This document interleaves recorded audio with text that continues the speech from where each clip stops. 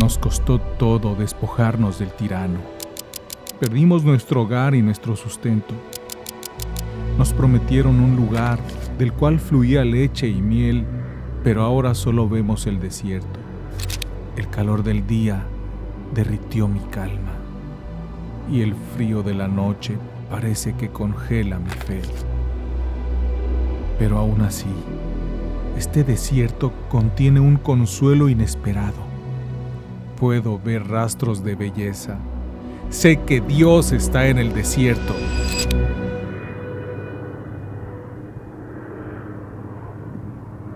Hey, ¿qué onda? Estás a punto de ver el primer episodio de la serie de Éxodo, Dios en el desierto. Y unos cuantos anuncios antes de entrar en materia. Uno, si estás apoyando en Patreon, muchísimas gracias. Y si no, puedes sumarte en Patreon. Acabamos de terminar la clase de liderazgo y estamos por iniciar la clase de estudio inductivo. Entonces en Patreon hay varios niveles, pero a los que estoy haciendo referencia es a partir de $5 al mes tienes acceso a la masterclass actual, que hasta el 1 de junio será la de liderazgo y a partir del 1 de junio será la de estudio inductivo. Y a partir de $10 tienes acceso a las ya 5 masterclasses que hemos terminado, que es la Biblia, Apocalipsis, Romanos, la cruz y la de liderazgo. También este es un anuncio que para mí es revolucionario. No lo es, pero es diferente. Y eso es que voy a empezar a enseñar verso a verso más específicamente. Y a lo que me refiero con eso es que evolucionó mucho mi estilo de enseñanza cuando estaba pastoreando. Y uno de los objetivos cuando estás pastoreando es que tienes de 30 a 40 minutos y tienes a personas de todo tipo en el auditorio. Entonces tienes que asegurarte que sea muy fácil de seguir y que aplique a la mayor cantidad de gente posible. Grabar esto en estudio con una audiencia que puede ponerle pausa para ir a tomar un vaso de agua o que va a escuchar 15 minutos en el carro o 15 minutos en el gimnasio y los va a estar escuchando por etapas, lo hace un poco diferente. No necesito ser tan amplio en mi enfoque. Entonces, la forma que lo daba antes es que leía el pasaje que iba a explicar y después hablaba haciendo referencia al pasaje. Lo que va a cambiar es que ahora en vez de leer el pasaje al principio, voy a simplemente iniciar con el pasaje y empezarlo a explicar poquito a poquito. Entonces leo una parte y lo explico, leo y lo explico. Eso es lo que famosamente se conoce como verso a verso. Siempre he enseñado expositivamente, pero no era verso a verso tal cual. Entonces, hoy voy a tener una introducción muy larga porque es una introducción al libro y después vamos a ver 14 versículos, pero los voy a dar de esa manera. Entonces, estoy emocionado que me puedas acompañar en esta serie que yo calculo que nos tomará unos 30 episodios. Entremos en materia. ¿Qué tienen en común un esclavo en los Estados Unidos en el siglo XVIII, un monje ermitaño del desierto del siglo IV, un revolucionario inglés en el siglo XVII y los revolucionarios americanos en el siglo XVIII, un activista social en los años 50 que murió como mártir en Estados Unidos y otros tantos en Latinoamérica que también murieron como mártires por su teología que intentaba ayudar a la clase baja? Lo que tienen en común todas estas personas es que en gran parte cambiaron el mundo porque creían en el mensaje del Éxodo. Las personas que mencioné son los esclavos estadounidenses que para ellos veían el Éxodo y la esclavitud del pueblo de Israel para aprender dos cosas. Puedes ser esclavo y elegido al mismo tiempo. Pero también que cuando clamas en tu dolor y tu opresión, Dios escucha y no estás solo. Mencioné los monjes del siglo IV. Ellos literalmente vivían en el desierto y veían la peregrinación del pueblo de Israel en el desierto, no únicamente como el traslado de Egipto a la tierra prometida, sino la manera en la cual Dios se comunica al cristiano en el desierto, en la soledad, en la escasez, en la dificultad, en la lucha. La revolución en Inglaterra se dio y en gran parte los eslóganes de la revolución inglesa venían directamente de Éxodo, hablando de abandonar al tirano, de tener libertad. Igual con los estadounidenses, en su revolución, quizá la más famosa, una de las más famosas, en su guerra de independencia les llaman ellos, pero era realmente una revolución en contra de la corona inglesa. Ellos apelaban en gran parte a las ideas del Éxodo. Incluso muchos monumentos siguen teniendo frases que son sacadas palabra por palabra del Éxodo. Martin Luther King Jr., que luchó por la igualdad de los afroamericanos, utilizaba la ideología, las imágenes del Éxodo. Igual los teólogos de la liberación en Latinoamérica, como dije, muchos que murieron al intentar extender mayor cuidado a los pobres y trabajadores de Latinoamérica. Éxodo fue su motivación.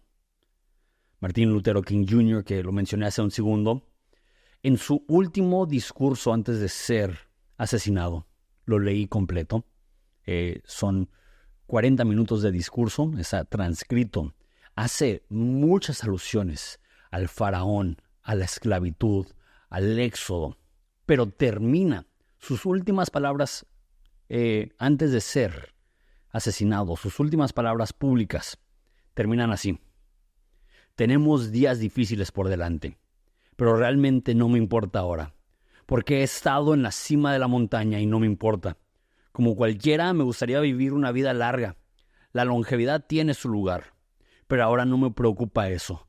Solo quiero hacer la voluntad de Dios, y Él me ha permitido subir a la montaña. He mirado hacia adelante y he visto la tierra prometida. Puede que no llegue contigo, pero quiero que sepas esta noche que nosotros como pueblo llegaremos a la tierra prometida. Así que esta noche estoy feliz. No me preocupo por nada. No temo a ningún hombre. Mis ojos han visto la gloria de la venida del Señor. Impactante las palabras de Martin Luther King Jr., sacadas de la historia del Éxodo. La idea de la tierra prometida.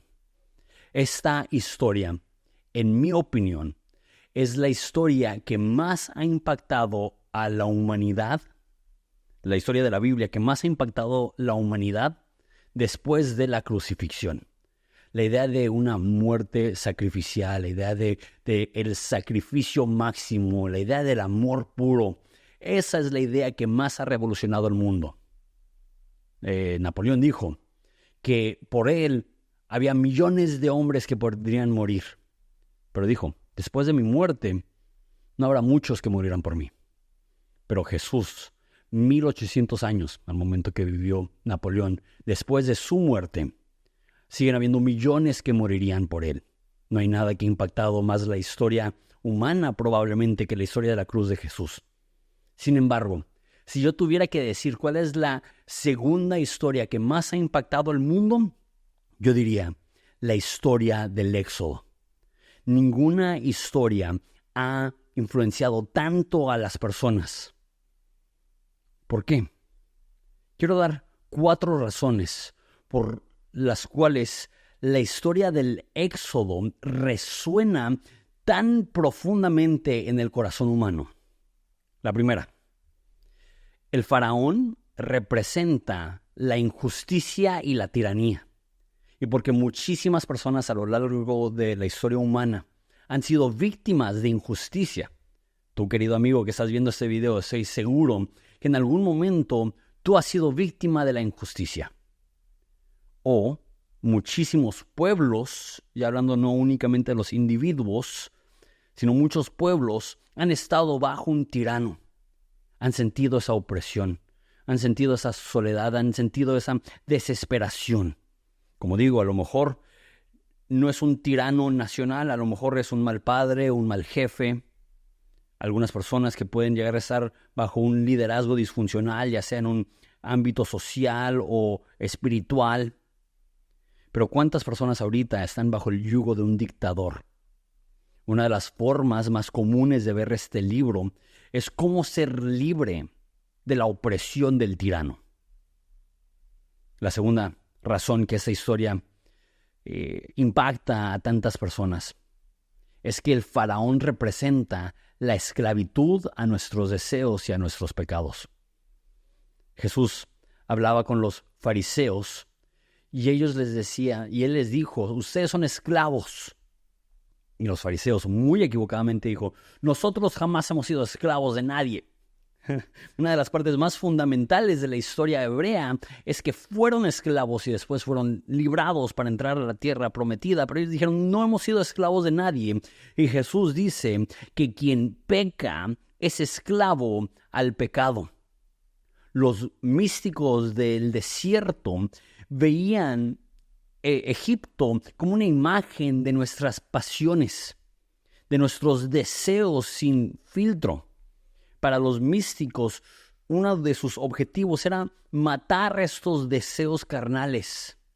De hecho, yo veo muchos paralelos entre los místicos del desierto y movimientos de santidad de los principios de los 80s, 90s en Latinoamérica, donde había tanta hambre y sed de eliminar cualquier cosa que activa los deseos pasionales, carnales, y correr al otro extremo.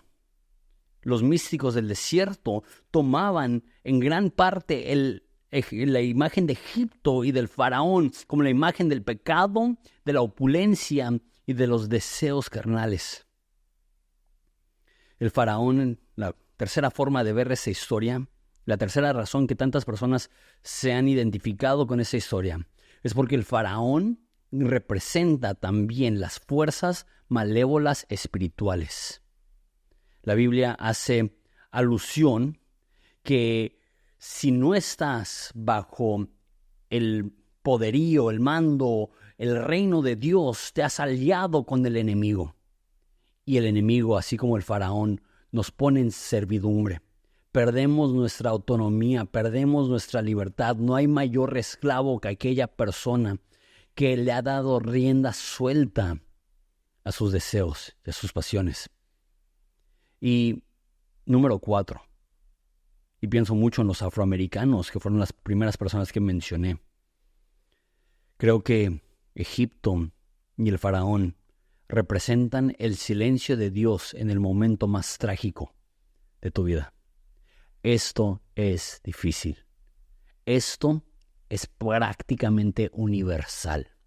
Lo más probable es que tú en algún momento has sentido que en tu momento de mayor necesidad y en el momento de tu mayor dolor, en el momento de tu más profunda tristeza, clamaste al cielo, dijiste, rescátame, dame amparo, y no sentiste una respuesta. Éxodo le habla a esas personas y les dice, aunque tú no escuchaste respuesta, Dios escuchó y está levantando a un libertador. Está levantando a alguien que te dará libertad. Te está preparando para el gran éxodo, donde sales de la esclavitud y la opresión y entras a la libertad. Esto era el clamor de aquellos esclavos que lloraban de dolor, que lloraban de desesperación. Ellos decían, pronto llegará el momento de mi éxodo, pronto llegará el momento de mi libertad. Éxodo no pinta la experiencia cristiana como algo fácil. A veces salimos de la dificultad de la opresión a la dificultad del desierto, de la soledad de la opresión a la soledad de intentar descifrar cómo vivir esta nueva vida con sus nuevos retos y dificultades. No pinta un cuadro color de rosa, pero sí un cuadro donde Dios mismo está al tanto de tus necesidades. Dios entiende tus lágrimas, Dios entiende tu dolor y no es ajeno a tus lágrimas, no es ajeno a tu dolor.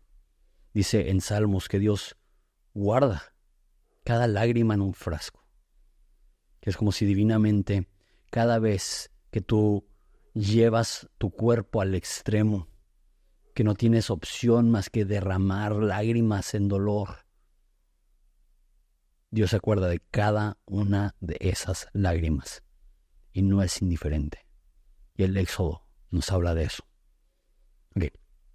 Antes de entrar en materia, quisiera dar información general acerca del Éxodo. Y ya lo hicimos en esos 4 enfoques que podemos ver en Éxodo, como Éxodo representa injusticia y tiranía. 1, 2, como Egipto representa esclavitud y nuestros deseos carnales y pecaminosos. 3, como Egipto y Faraón representan las fuerzas malévolas espirituales y como Egipto representa el silencio de Dios en los momentos más difíciles. Esos son enfoques. Quiero hablar un poco acerca de la estructura. Éxodo se puede dividir de varias formas. La más fácil es que se puede dividir Éxodo en 2 mitades.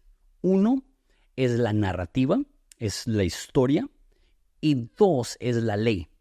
A partir de Éxodo 20 y 21 empieza a enfocarse en las leyes con unas cuantas interrupciones para dar historias, pero en su gran mayoría, a partir del capítulo 20, es un método de literatura, un género literario que se llama jurisdicción, hablando de leyes. Entonces, la primera mitad de Éxodo es narrativa, la segunda mitad es jurisdicción.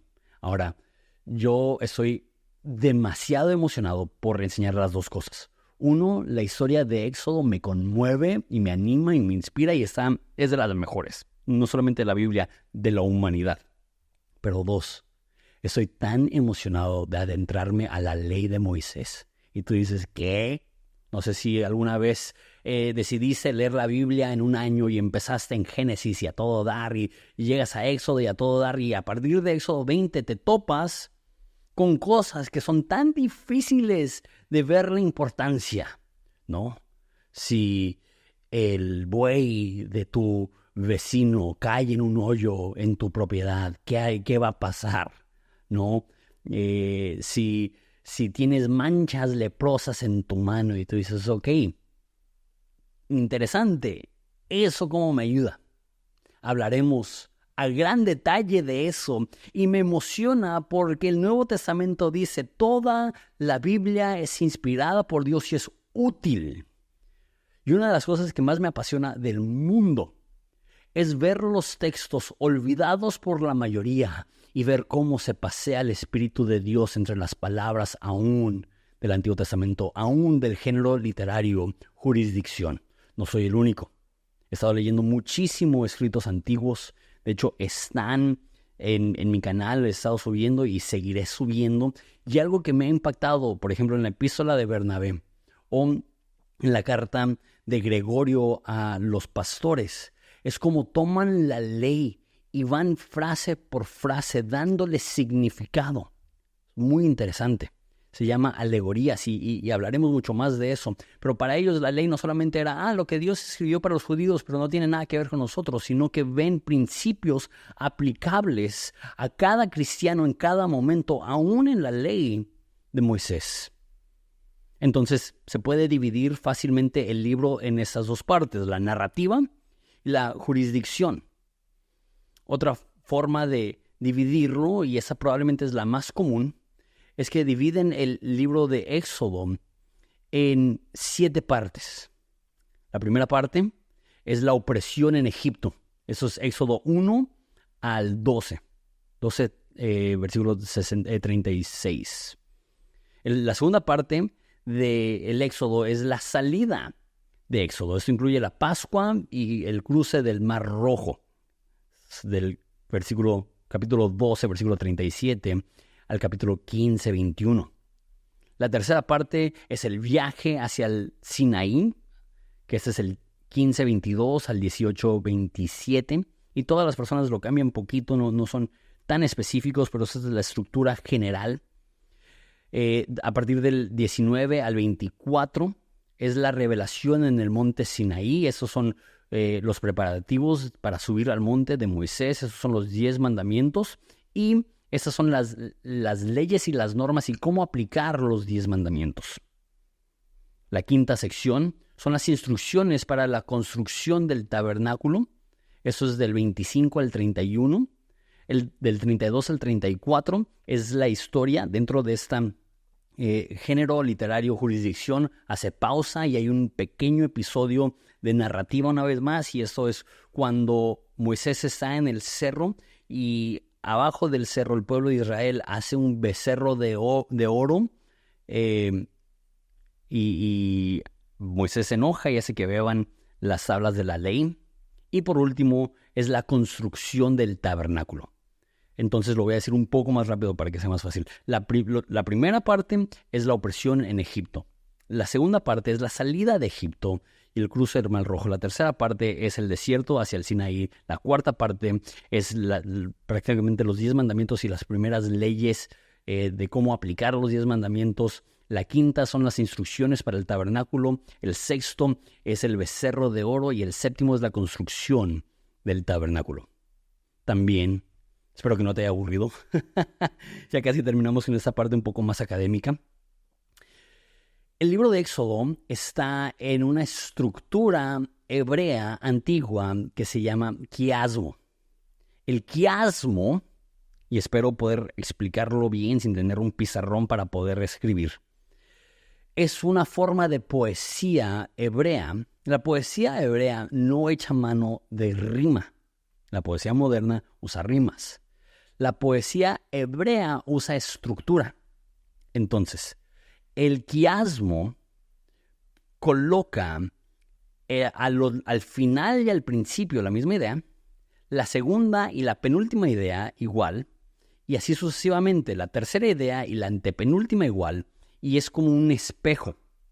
El libro de Éxodo funciona de esta forma, que la primera parte de Éxodo están construyendo la casa de Faraón, y en la última sección de Éxodo están construyendo el tabernáculo, la casa del Dios verdadero. La segunda sección de Éxodo es Dios humillando a los dioses de Egipto, y la penúltima parte de Éxodo es Dios destruyendo el becerro de oro. ¿Sí ves eso? Es el paralelismo ahí. La tercera es las indicaciones para la Pascua, y la antepenúltima son las instrucciones para el tabernáculo y para la vida. Entonces tienes una parte de instrucciones para la Pascua y tienes una parte de instrucciones. Y luego al centro tienes el Sinaí, los 10 mandamientos. Y la razón que estructuran esto es porque les ayuda a dar una prioridad. Ayuda a ver cómo todo está apuntando para el epicentro que es del libro, que es la revelación de Dios a Moisés en el monte Sinaí. Ok, les dije que ya casi terminaba con esta parte académica, me falta un poco más, pero eso es útil porque nos va a ayudar. Uno, creo que ya nada más con eso estás empezando a tener un sentido para el libro de Éxodo. Y dos, creo que en esta parte de 30 segundos nos va a ayudar nada más para términos que a lo mejor muchos conocen, pero a lo mejor algunos no. Éxodo no es un libro único. Explico lo que quiero decir. Éxodo es parte de la Torá. La Torá es una palabra hebrea que significa ley. La Torá es Génesis, Éxodo, Levítico, Número y Deuteronomio. Nosotros lo tenemos dividido en 5 libros. Los hebreos antiguos los juntaban todo en un pergamino. Los primeros 5 libros no eran un pergamino independiente para cada uno, sino un pergamino grande que se llamaba la ley o el Torá, la Torá. Cuando se tradujo al griego, decidieron dividirlo en 5 libros y lo llamaron el Pentateuco. Pentateuco es griego, penta significa 5, son 5 volúmenes. Sin embargo, los lectores originales hebreos no lo hubieran tenido dividido. Entonces es súper importante, y cuando entremos en materia vamos a ver cómo Éxodo es una continuación de Génesis y realmente empalma en Génesis. Que Génesis narra primero la creación, y una vez más, no lo veas como un libro, entonces vamos a ver las secuencias. Primero la creación, después el establecimiento del pueblo de Israel, y después cómo el pueblo de Israel debe de llevar su vida en comunidad. Esa es la secuencia. Dios crea al humano, Dios llama a Abraham, Dios le da estructura a su pueblo para ser una comunidad que sigue a Dios y tiene las instrucciones y la estructura para poder seguir a Dios. Entonces, cuando digo Torá, estoy hablando de los primeros 5 libros de la Biblia, Pentateuco también, pero es importante entender que se deben de ver en un conjunto. Por eso decidí dar Éxodo justo después de Génesis. Y creo que si no has visto Génesis, puedes buscar la serie, está el playlist ahí en YouTube, o puedes ir en Spotify si estás allá atrás para que lo puedas ver. Es una serie larga, son 70 episodios, creo. Y a lo mejor dices, no tengo tanto tiempo. No tienes que. Sin embargo, el entender Génesis te va a ayudar para entender Éxodo. Como todas las partes de la Biblia, pero aún más esta, porque es un conjunto. Ok, ahora, ¿quién es el autor? El libro mismo de Éxodo dice que Moisés es el autor. Entonces, para la mayoría de personas eso es suficiente. Si la Biblia dice que Moisés es el autor, Moisés es el autor. Sin embargo, para los críticos y los eruditos no basta que el texto diga que Moisés es el autor. Entonces, dentro de los eruditos hay 2 posturas. Una, que Moisés lo escribió, pero la forma final no fue escrita hasta muchos años después, que habían fragmentos y partes y fueron recopiladas años después. Esa es una postura popular dentro de los eruditos. Y la otra es que realmente no lo escribió Moisés, sino que habían 4 tradiciones que después fueron juntadas y no se sabe quién lo escribió. Yo soy una persona sencilla. Si el texto dice que fue Moisés, yo no tengo problema con creer que fue Moisés, pero tampoco tengo problema con pensar que a lo mejor hubo redacción y edición y compilación. Para mí lo más importante es que todas las ediciones que pudieron haber habido fueron mucho antes del tiempo de Jesús, y la versión que tenía Jesús en sus manos, sabemos cuál era la Septuaginta, y él citaba la Septuaginta, y su Éxodo es el mismo Éxodo que nosotros teníamos, y él atribuyó Éxodo a Moisés. Ok, entonces, esto lo digo súper rápido, porque lo tienes que saber porque lo vas a escuchar eventualmente. Los eruditos ven 4 enfoques en la Torá. Entonces creen que hay 4 fuentes primordiales que fueron unidas y le llaman la JEDP, por lo que significa en inglés J de Jehová, E de Elohim, D de Deuteronomio y P de priests o sacerdotes. Entonces lo que ellos dicen es que hay pasajes que favorecen el nombre de Dios como Yahvé, otros que prefieren el nombre de Dios como Elohim, que en hebreo significa simplemente Dios, otros que se enfocan en la ley y los discursos, y otro que es una fuente sacerdotal. Y como digo, ellos pueden ver como 4 estilos ahí. Una vez más, es información que a lo mejor te es útil cuando estás consiguiendo información acerca del Éxodo. ¿Cuándo sucedió el Éxodo? Eso lo voy a decir muy brevemente porque una vez más no tiene tanta relevancia en nuestro estudio, pero es información que es bueno saber. Hay 2 opiniones. Uno, que sucedió en la fecha temprana y la fecha tardía. La fecha temprana la ponen en el siglo XV a.C.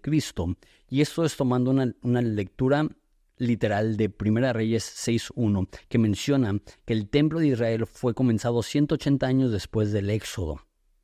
El problema con eso es que la evidencia arqueológica demuestra que la transición de los cananitas a los israelitas en la zona de Canaán sucedió en el siglo 1300.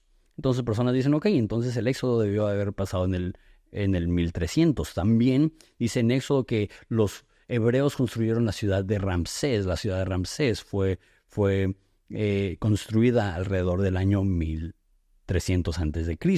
Entonces la arqueología apunta a la posibilidad de una fecha tardía, el siglo XIII a.C., y la Biblia pareciera apuntar a una fecha más temprana, que sería el siglo XV a.C. Yo no sé lo suficiente acerca de esto. La mayoría de los eruditos que leí favorecen la fecha tardía del siglo XIII y dicen que es la forma de poder empalmar la arqueología con la Biblia. Es que cuando la Biblia dice que fueron 480 años, no del Éxodo, sino del llamado de Abraham, y ahí ya funcionan las fechas para que puedan ser correctas las dos. Una vez más, no es algo por lo cual yo estoy perdiendo sueño diciendo cuándo fue. Ok. Llevamos ya más de media hora y sabía que iba a ser larga la introducción. Espero que esta información te esté siendo útil. Yo veo en Éxodo varios megatemas. Escribí 6. El primero es la idea de liberación, obviamente. Que la idea de Éxodo, tanto inmediatamente para los hebreos como en el Nuevo Testamento, hablan de la libertad que tenemos de la esclavitud al pecado. Pero 2, también algo central, es la idea del pacto. De que Dios hizo un pacto con Abraham, pero también a través de la ley Dios hace un pacto con ellos. También uno de los mega temas es la presencia de Dios. Tanto la presencia de Dios en el arbusto que en la zarza ardiente, como la presencia de Dios en el tabernáculo, como la presencia de Dios en la nube de día y el pilar de fuego de noche. También la ley y el orden, y eso es bien importante para la cosmovisión judía, que Dios no solamente quiere darte libertad, sino que también quiere darte estructura, que quiere que tú puedas saber cómo tener los parámetros para poder disfrutar la vida. Eso es algo que va un poco en contra de nuestra naturaleza. Nosotros pensamos que libertad es no tener reglas. Para la cosmovisión judía, libertad es saber cuáles son los parámetros para operar de la forma más fructífera y correcta. Quinta, redención, esa idea del sacrificio, que también es tan clave para el Nuevo Testamento. La Pascua, o sea, la Pascua tiene una línea directa a la crucifixión de Jesús. Jesús fue crucificado antes de la Pascua. La última cena que tuvo con sus discípulos fue la cena pascual. La idea del sacrificio para que no perdieran la vida los hebreos es la misma idea del sacrificio de Jesús para que el mundo no perdiera la vida. La sangre derramada del becerro es la razón que Jesús derramó su sangre. El paralelo ahí, cuando Juan el Bautista ve a Jesús, dijo: he aquí el Cordero de Dios que quita el pecado del mundo. Esa es una idea que viene directamente del Éxodo. La identidad del pueblo de Dios. Una vez más, Génesis habla de los individuos. Éxodo habla acerca del colectivo, del pueblo de Dios. Ok. Ahora sí, listos para entrar en materia. Éxodo 1 dice: estos son los nombres de los hijos de Israel que fueron a Egipto con Jacob. Cada uno fue con su familia: Rubén, Simeón, Leví y Judá, Isaacar, Zabulón, Benjamín, Dan, Neftalí, Gad, Aser. Todas las personas que descendieron de Jacob fueron 70 almas. Pero José estaba ya en Egipto. Entonces la primera parte está ligando directamente Éxodo a cómo terminó Génesis. Génesis terminó con José y sus hermanos en Egipto. Entonces prácticamente da esa unión entre los dos libros y un punto más de información. Aquí dice que fueron 70 personas y Esteban en el Nuevo Testamento dice que estaban 75 personas. La razón es que en la Septuaginta, que ya mencioné, que esa es la versión griega del Antiguo Testamento, que es la versión que leían los del Nuevo Testamento, dice 75, porque José ya estaba en Egipto, entonces agregaron la familia de José para hacer 75. Versículo 6, y murió José y todos sus hermanos y toda aquella generación. Pero los israelitas tuvieron muchos hijos y aumentaron mucho, y se multiplicaron y llegaron a ser poderosos en gran manera. Y el país se llenó de ellos. Entonces, aquí empezamos a ver estas alusiones al Génesis, que en Génesis empieza diciendo que se deben de multiplicar, si sean fructíferos y multiplíquense. Eso es el llamado que Dios le da a la humanidad, y en Éxodo vemos cómo los israelitas se multiplicaron, tuvieron muchos hijos y aumentaron mucho, y llegaron a ser poderosos, crecimiento. Entonces vemos el cumplimiento del mandato que Dios le dio a Abraham, y también el cumplimiento de la promesa que Dios le dio a Abraham. Dios le dijo a Abraham: tus descendientes serán numerosos como las estrellas del cielo. Y se acabó su vida, y solamente era él y su hijo. Y sus nietos, creo que cuando estaba con vida ya estaban sus nietos. Pero eran unos cuantos. Después unos pocos más. Termina Génesis y son 75 personas. Pero llega el Éxodo, nos narra de una nación poderosa, grande, de muchísimas personas. También aquí logramos ver la protección de Dios para el pueblo de Israel, que estando cientos de años en Egipto, no se asimilaron a Egipto, sino que fueron conservados. ¿Y cómo fueron conservados? Porque los egipcios eran racistas y no querían relacionarse con los hebreos. Eso se vio al final de Génesis, que no los tenían en buena estima a los nómadas o los pastores, y el pueblo de Israel, al ser nómadas y pastores, eran vistos como ciudadanos de segunda clase y les hacían el fuchi. Entonces fue ese racismo de parte de Egipto que hizo que el pueblo de Israel pudiera permanecer como un pueblo uniforme. Versículo 8. Y se levantó sobre Egipto un nuevo rey que no había conocido a José. Preparando esta serie, también estoy leyendo un comentario judío. Y ese comentario judío dice que este es uno de los versículos más famosos entre los judíos. No lo hubiera pensado, pero la razón que es famoso entre los judíos, porque los judíos ven en este versículo lo desgraciado que puede llegar a ser la gente. Que José salvó a Egipto y generaciones después no se acordaban de José. Que es posible que le salves la vida a alguien y que se olviden de ti. Esta es una trágica realidad en la experiencia humana. Y por eso es tan importante que hagas todo para Dios y no para el hombre. Porque cualquier cosa que hagas para el hombre probablemente será olvidada. Y nos gusta ser, mínimo a mí, me gusta ser más optimista que esto. Yo creo, si trato bien a esa persona, entonces va a ser recíproco y él me va a tratar bien. Si yo me sacrifico más bien por el bien ajeno, entonces eso va a repercutir en otras personas sacrificándose para mí bien. A veces sí, a veces es recíproco, a veces las personas van a estar agradecidas, pero muchas veces las personas que tú más sirvas serán las primeras en olvidarse de ti. Y por esto es tan importante hacerlo, porque amas a Dios y lo quieres hacer para ser obediente a Dios, porque las personas olvidarán. Y las personas que tú ayudaste puede que se olvidan de ti, como Egipto se olvidó de José. Y si tu motivación es el reconocimiento de la gente, cuando las personas reconozcan tu sacrificio, te llenará de vida y esperanza y emoción. Y cuando las personas se olviden de ti, o peor, te den la espalda, te destruirá. No podemos vivir para la aprobación de las personas, porque sus aplausos nos levantan desmedidamente y su frialdad nos aplastará desmedidamente. La solución: haz todo para Dios. Y si la gente te reconoce, bien, ni lo hiciste por ellos. Bueno, lo hiciste por ellos, pero no para ellos. No para su reconocimiento.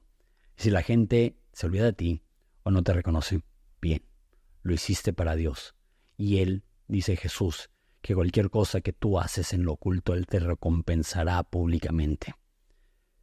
Y si lo haces para ser reconocido, si lo haces por el aplauso, si lo haces porque quieres la emoción de que alguien te diga, eres lo máximo, esa es tu recompensa.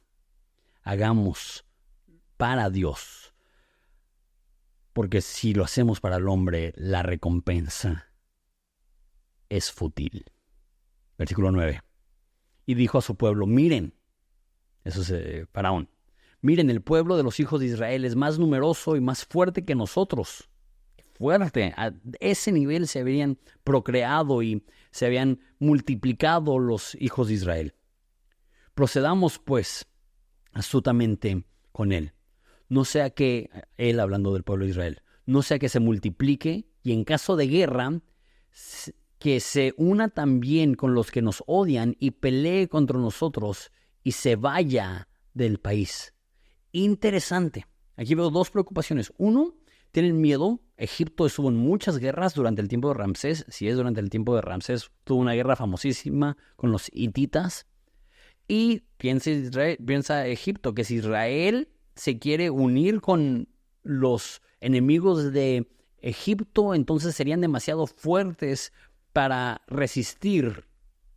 Entonces tienen ese miedo, pero curioso, tienen miedo que en caso de una invasión ajena, los hebreos se unan a los invasores, pero también tienen miedo de que se vayan. ¿Y por qué tienen miedo de que se vayan? No quieren que se vayan, no porque los quieren como aliados o socios o los ven como un beneficio por quienes son. Quieren que se queden, lo veremos en un segundo, porque se quieren aprovechar del pueblo de Israel. Dije hace un momento que Egipto es símbolo del enemigo de Satanás. Y lo que veo aquí es que no hay nada más luciferino que ver a otros como un recurso más. No hay nada más diabólico que ver a las demás personas como un peón que mover, un recurso que utilizar o un escalón para seguir subiendo la escalera del éxito propio. La forma que el Nuevo Testamento lo describe es que muchas personas están buscando establecer su propio reino. Están dispuestos a utilizar a los demás para crear para ellos un lugar más amplio. Esto es tan anti la Biblia. Esto es el modelo de Egipto, que es aplastar a los demás, utilizar a los demás, reinar sobre los demás. Y Jesús dijo, ustedes ven cómo operan los reinos del mundo, se enseñorean sobre ustedes, pero que no sea así entre ustedes, que el que de ustedes quiera ser grande, que se convierta en el esclavo de todos, y que el de ustedes quiera llegar primero, que esté satisfecho con llegar al último, y que el que de ustedes quiera ser grande, que se haga pequeño. Ese es el reino al revés del que pertenecemos, pero el reino de nuestro enemigo es identificado por esta forma. Las demás personas están para usar y desechar. Están para engrandecerme y no para servir. Ahora, lo digo con palabras muy dramáticas, pero seamos honestos. Esto es tan normal en nuestra cultura. Vemos a las demás personas como un recurso. Incluso existe la palabra en las empresas medianas y grandes, recursos humanos. ¿Cómo asegurarnos que podemos sacarle el mejor aprovechamiento a los trabajadores que tenemos? Entiendo que recursos humanos también tienen que ver con la protección, pero también tiene que ver cómo podemos utilizarlos y protegerlos para que no se quieran ir. Esa idea capitalista, y no soy diciendo que el capitalismo es el enemigo, pero estoy diciendo que en el orden capitalista, el Dios es el éxito y las personas son el medio para alcanzar el éxito. Eso no es el reino de Dios. El reino de Dios es, yo veo a las demás personas como destinatario de mi sacrificio, mi amor y mi servicio, no como los que están ahí para ofrecerme a mí algo. Yo estoy ahí para servir. Y eso me regresa a la primera parte que dije, que lo hacemos para Dios. No lo hacemos para reconocimiento, no lo hacemos porque queremos que nos aplaudan, y menos lo hacemos porque queremos que las demás personas construyan nuestro propio reino. Esto es peligroso, el aprovechamiento de las demás personas, porque es el modo faraónico. Versículo 11. Así que pusieron sobre ellos capataces para oprimirlos con duros trabajos, y edificaron para Faraón las ciudades de Pitón y Ramsés. Y aquí vemos la historia del pueblo de Dios como un pueblo oprimido, esclavizado, el dolor, el trabajo forzado, el látigo en la espalda. Y para humillarles aún más, ese es un pueblo que cree en Yahvé, el creador del universo, y construyen esas ciudades. Pitón en egipcio significa la casa de Dios. Y Ramsés en egipcio significa hijo del sol. Ra es el dios del sol. Hijo del dios del sol. Imagínate ser el seguidor del Dios de Abraham, Isaac y Jacob. Y ser humillado al tener que construirle una ciudad a Ramsés. Y una ciudad para la casa del Dios ajeno. Imagínate, eso es difícil. Pareciera que está triunfando el Dios egipcio. Pareciera que está triunfando Faraón. La humillación absoluta de construirles como hebreos, el pueblo escogido, ciudades y casas dedicadas a las divinidades egipcias. Eso es tan bonito. Siglo XII. Pero cuanto más los oprimían, más se multiplicaban y más se extendían. De manera que los egipcios llegaron a temer a los israelitas. Esta es la historia del pueblo de Dios. Oprimidos, pero en crecimiento. Y lo que veo es que el pueblo de Dios, por el respaldo de Dios, por la elección de Dios, pueden aún como esclavos apantallar a los libres.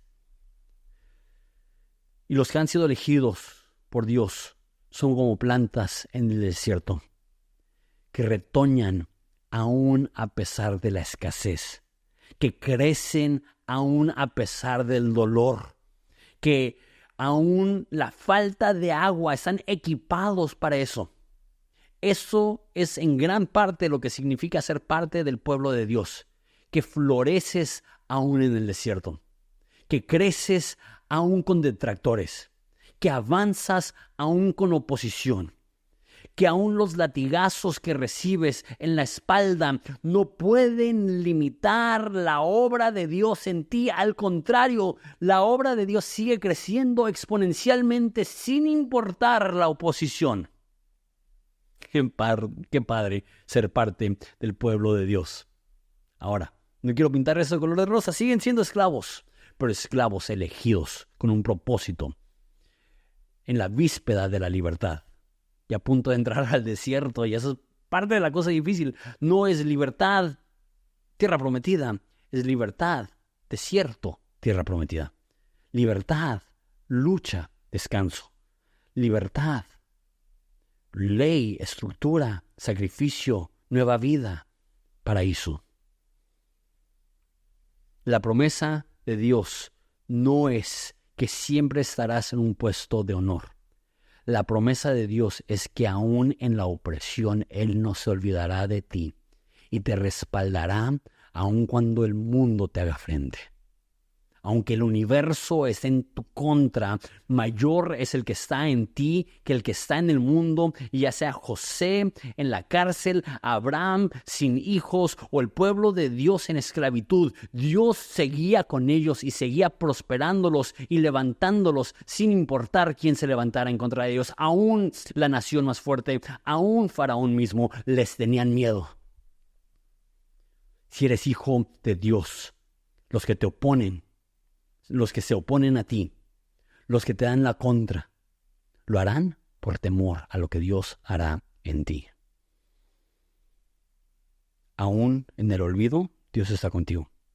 Aún en el rechazo, Dios está contigo. Aún en la soledad, Dios está contigo. Aún en la esclavitud, en la frustración, Dios está contigo. Versículo 13, con eso terminamos. Los egipcios pues obligaron a los israelitas a trabajar duramente. Les amargaron la vida con dura servidumbre, en hacer barro y ladrillos y toda clase de trabajos de campo. Y todos sus trabajos se los imponían con rigor. Dice que los ponen a hacer ladrillos para construir las ciudades de Ramsés. esta es una alusión más a Génesis, que ese es Babel. ¿Se acuerdan de Babel? Que estaban construyendo una edificación para llegar a Dios, para llegar al cielo. Aquí, una vez más, esta es la máxima humillación, que el pueblo de Israel está participando en la obra babilónica de construir edificaciones para llegar al Dios, en vez de disfrutar el ya ser parte de la herencia y el pueblo escogido de Dios. Y lo que veo en Éxodo es esto. En la vida habrá injusticia, dolor y opresión, pero no estarás solo. Y aún después de que te despojes de la opresión, habrá calor, necesidad, dificultad, y no estás solo. Dios te escucha en tu dolor. Y termino con lo que empecé, pienso mucho en esto. Los esclavos estadounidenses, o cualquier persona que en su momento de opresión volteó a ver el Éxodo para encontrar consuelo. Ellos no escuchaban la voz de Dios. Pero Éxodo te dice esto. No necesitas escucharlo para tener fe que está obrando a tu favor. Y no necesitas ver una respuesta hoy para tener fe de que mañana viene tu libertad y que mañana le verás. Y creo que sería un poco inútil no resolver esto un poco más allá, porque la libertad para los hebreos era despojarse del faraón, pero para el humano la opresión va más allá. Ya lo mencioné, el enemigo, nuestros deseos, nuestro pecado, la soledad, la frustración. Y tenemos un libertador, un mayor Moisés, que abre el camino, no para una vida fácil, pero sí para una vida donde Él nos acompaña en el desierto. Porque en Éxodo vemos esto, que Dios está en el desierto, pero aún antes de eso, Dios también te acompaña en la opresión. Gracias por tu tiempo. Ok, muy bien. Terminamos el primer mensaje de Éxodo. Estamos iniciando esto. Hazme el favor, por favor, de compartir esto. De hecho, me animó muchísimo que un reel que subí, a las 24 horas, más de 100 personas habían invitado a personas a escuchar la serie de Éxodo. Entonces espero que esto nos ayude a alcanzar a muchísimas personas. Pero sí, comparte. Otra cosa que iba a mencionar al principio, pero se me olvidó, es que voy a subir varios comentarios. David Guzzi, que es un amigo personal, eso, si has escuchado mis prédicas, hago referencia a él muy seguido, porque siempre lo uso como referencia al momento de predicar. Ese es el comentario para mí de cajón, que siempre utilizo, y le pedí permiso para crear de su comentario en español de Éxodo un audiolibro. Entonces, de hecho, ya está disponible el audiolibro de Éxodo de David Guzik al momento de hacer pública esta enseñanza. También voy a estar subiendo de Orígenes, que es el comentario de Éxodo más antiguo que tenemos dentro de la iglesia cristiana, de Juan Crisóstomo, que también es súper antiguísimo, y de Gregorio de Niza, que es uno de los primeros místicos, que es el que le da ese enfoque que mencioné, que el Dios en el desierto, cómo podemos ver el desierto como lugar de encuentro con Dios y ver el desierto como la soledad que nos atrae a Dios en contra de las distracciones del Egipto que nos alejan de Dios. Entonces, y a lo mejor voy a subir más, hay uno que se llama de Henry, que es muy antiguo, no tan antiguo como los que mencioné es del siglo 3 y 4. El de Henry es del siglo XVI. Hay otro que se llama Fassett y Brown, que es como el del siglo XVIII. Hago textos antiguos porque es más fácil con el tema de copyright, pero voy a estar subiendo eso. Y por último, lo mencioné al principio, pero sí tengo muchas ganas de seguir mejorando eso, de seguir consiguiendo mejor equipo y contratando equipo para poder mejorar. Pueden ver los videos de hace un año y a hoy el crecimiento gigante que hemos tenido. Eso ha sido gracias al apoyo de las personas en Patreon. Sigue creciendo esa comunidad, pero si quisieras apoyarnos para llegar a más personas, tenemos beneficios que hace que valga la pena por muchísimo. Puedes ir a patreon.com/Jonathan Domingo para ver los beneficios ahí. Y creo que es todo. Dale like. Suscríbete si no estás suscrito, deja un comentario en YouTube. Si estás en Spotify, deja una valoración o una reseña en iTunes. Ayuda muchísimo el algoritmo para que más personas puedan escuchar este tipo de contenido. Gracias por tu tiempo y Dios te bendiga.